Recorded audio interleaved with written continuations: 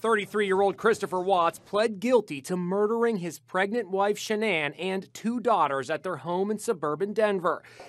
Hi YouTube family. Today I want to talk about Chris Watts, who just recently pled guilty to all 9 charges against him.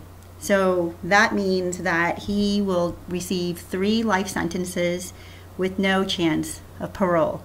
He avoids the death penalty, and he avoids a huge trial, so where everything gets exposed and he gets has to sit through all the details and all the pictures and all the evidence. Now I was watching another YouTuber. His name is Scott Rice. I think it's Reich maybe, R-E-I-S-C-H. I'm not sure how to pronounce that.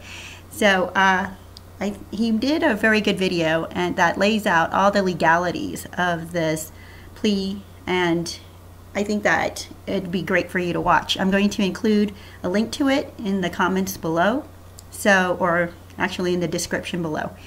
But it's really interesting and I'm really glad that he did come out and plead guilty, because a lot of times the culprits will go out and we just never know, and they'll continue to say they're not guilty. So I think that Chris Watts, I'm glad, maybe under the advisement of his attorneys, told him to plead, because otherwise he'd be facing the death penalty. And I think that the evidence that was mounting against him was just overwhelming. Must have been completely overwhelming, that the attorneys knew there would be no way to try to convince a jury that Shanann Watts would have driven him to do such a thing by hurting their own children. So I just wanted to let you know that he did plead guilty, and that spares everybody and the taxpayers an entire ridiculous huge trial. But it doesn't answer the question why, which is what everybody wants to know. Why did he kill Shanann? Why did he kill his 2 daughters? And why did he terminate this pregnancy that at the beginning of all of this, their close friends came out and said he was the one who wanted her to get pregnant? So I hope that one day a journalist will be able to get in there and get the story out of him, and for him to explain what's going on inside his head. I had done 3 other videos on Chris Watts, and trying to examine the psychology behind this, that would drive a person to murder their spouse, but then also their children. It is psychopathy. It's psychopathic. It's just not reasonable for a normal person, even if you're having an affair, to decide this will be the reason, this is going to drive me to kill my spouse and my children. Even if your spouse is the one who's abusive towards you, which is another conjecture out there about Shanann, which I don't think was accurate, but even if your spouse is abusive towards you, why then would you harm your own children? That also didn't make any sense.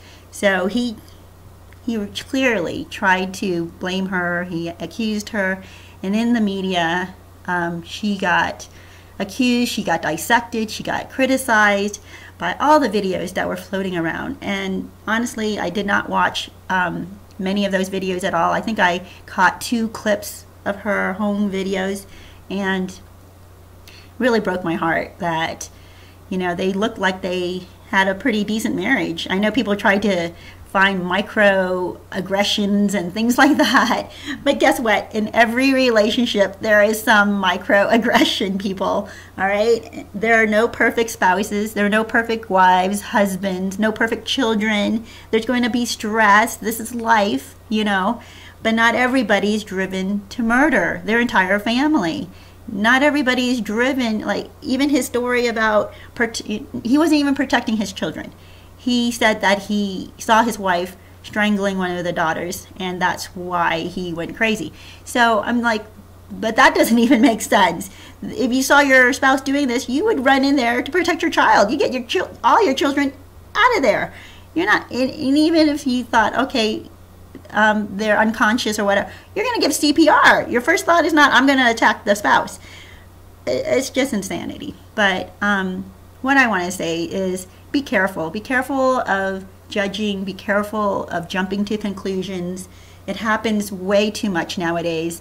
The media has gotten to the point where instead of giving us the facts, they now give us opinions. And everybody's out there with their conjectures, with their imagination, and trying to come up with all possible scenarios. And maybe that's what we need to be careful of is, imagination is not always the best thing, and trying to fill every possible scenario is not exactly helpful. You have to follow the facts. Let's just, instead of going into fantasy land, let's follow the facts. Anyway, I hope that following this story has given us some closure. I hope this gives you a little bit of closure to know that he is never going to be coming out of jail. It's not going to be an easy sentence for him, the rest of his life. He's not an old person. He's got many decades left, possibly, to his life. And it's not going to be an easy walk in prison, because the Department of Corrections, where he's going now, they have a hierarchy, and child murderers and wife murderers are not, or women, people who hurt women are at the bottom. So anyway, it kind of explains to me, though, this is the part that I really get upset when, not that this will happen for Chris, but when rapists come out for good behavior. I'm like, well, here's the deal. Or child molesters, they come out for good behavior. And I'm thinking, well, who are their victims? They don't have any victims while they're in jail. So of course there's going to be good behavior. What are they going to do? They're at the bottom of this hierarchy, and the other inmates are going to keep them in check. They're not going to allow these people to go crazy on them, for certain. Anyway. Well, that was my little rant on how child molesters and rapists come out of prison on good behavior. And if I'm going to go on a rant about some things, I also want to talk about why in the media, when they talk about murderers and rapists and just violent offenders, they call them gentlemen. These are not gentlemen. So stop saying this gentleman said this or that gentleman. No, but you can say this man. I wish that the reporters, journalists would stop saying gentlemen when they're talking about criminals. It drives me crazy. Anyway, so there you are, YouTube family. You get to see a little bit of the things that bug me. I hope that the journalists will stop calling perpetrators, violent people, gentlemen, criminals, gentlemen, drug dealers, gentlemen. No, they're not gentlemen. They could be a man. You can say this man. Anyway, so here I am. I hope that you have a good day, YouTube family. I hope that one day we will learn what happened here. I hope that a journalist will get in there and be able to interview Chris Watts so that we could better understand how in the world he came to this conclusion, how in the world he came to decide that this was the only answer. That would help us to understand the sickness inside of a person's mind, or how a person gets there, and hopefully maybe how to stop people from getting to that point. So YouTube family, I hope you have a good day. I hope that if you found this video helpful or informing, that you would please subscribe, that you would comment below or like it or share it. And you go out there and you have a great day. I wish you lots of health, wholeness, and happiness.